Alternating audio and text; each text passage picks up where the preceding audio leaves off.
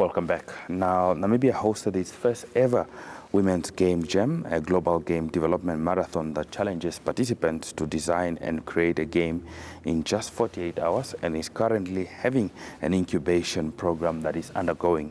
Now, to enlighten us more on the Jam event and the undergoing incubation program, I'm now joined by the Public Relations and Communications Consultant of Edu-Game Namibia, Ibilola Odunlami, as well as Mary-Ann Fangda, who is a participant in the Women Game Jam. Ladies, good morning to both of you and welcome to GMN. Good morning. Good morning. Thank you for having us on the show. Perhaps maybe, Madam Odunlami, let's talk about what the WG is all about and why Edu Namibia decided to host it.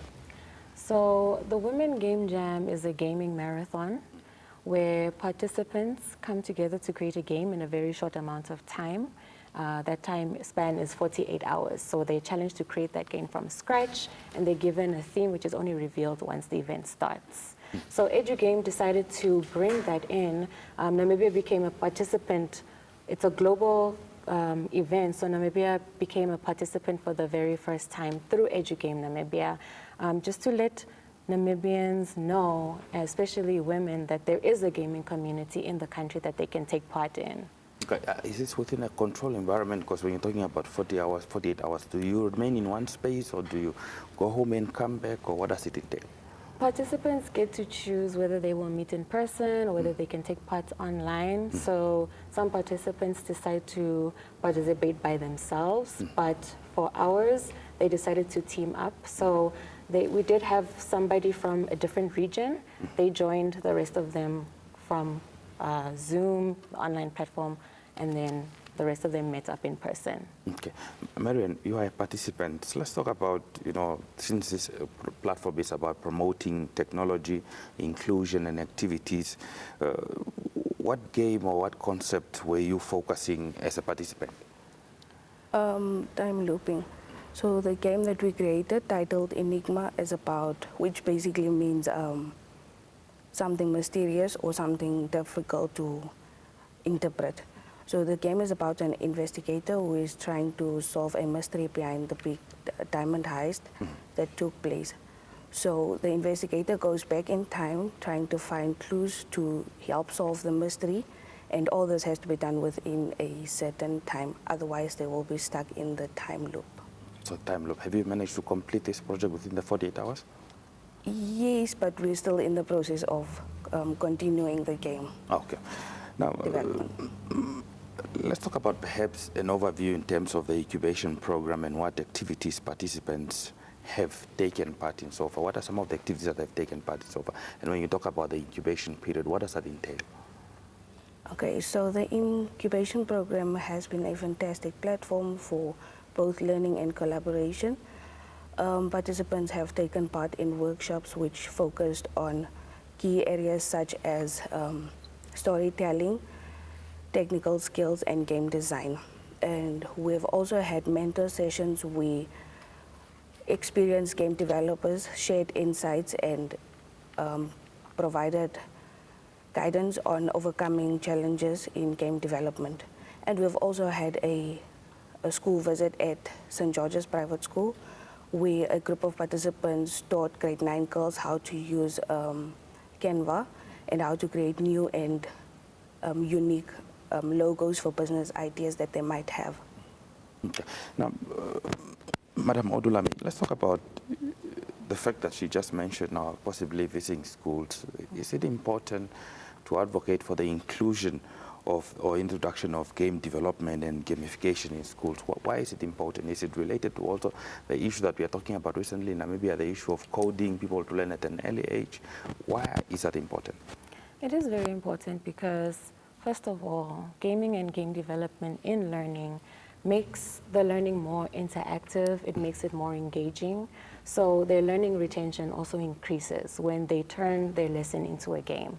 And also because we live in such a tech-driven world now, we want Namibia to be part of this world that is moving forward in technology. So gaming and game development introduces children, students to programming, to coding and design, various skills that are applicable across various sectors like art, engineering, and even science. You know, they keep talking about the women are the future. Why are we constantly focusing, specifically women in this regard? Why should women be included in the game development?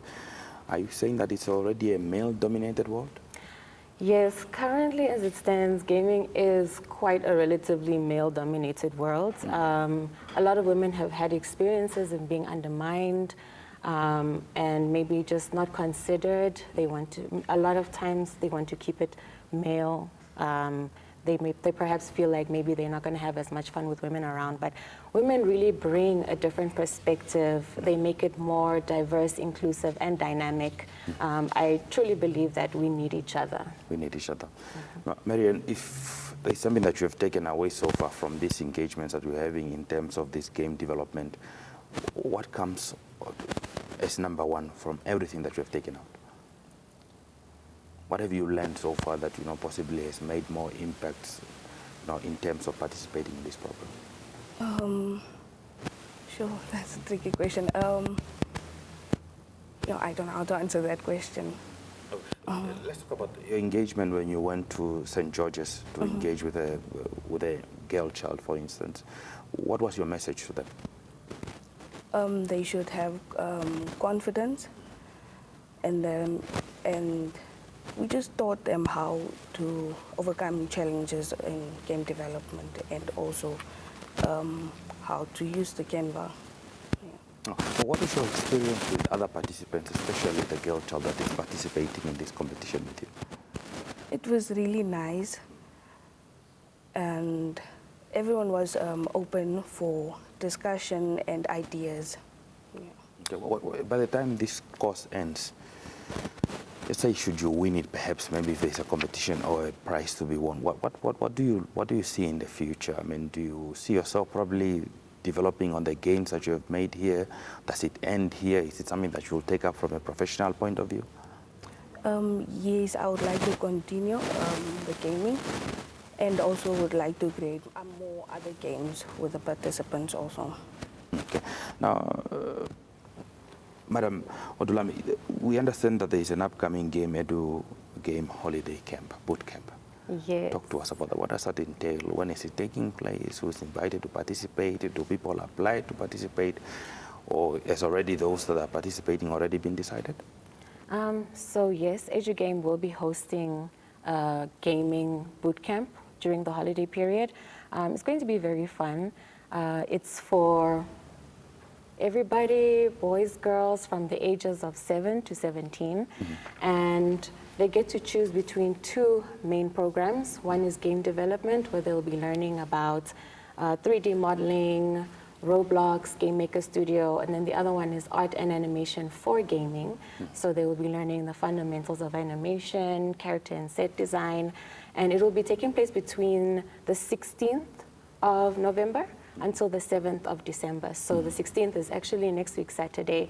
And if they're interested, they can just go onto our platforms and just register, find out more if they need to, ask us questions from our communication channels on that platform. So our platform is Edu-Game Namibia, both on Instagram and Facebook.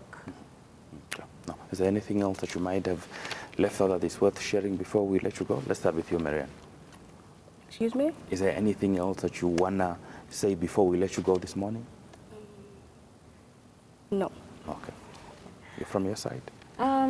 I think this is a very interesting time that we are in.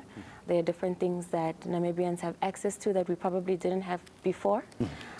So it's good to know that there is a community of gamers in Namibia, and I just encourage more people to join. If you feel left out of different sectors, have the boldness, have the courage. You can do it. Many have done it before, so it shows you that you can do it too. Well, ladies, thank you very much for making time to speak to us this morning. Thank you very much. Okay. Now, that was Ibilola Odunlami as well as Mary-Ann Fangda talking to us about that's the Edu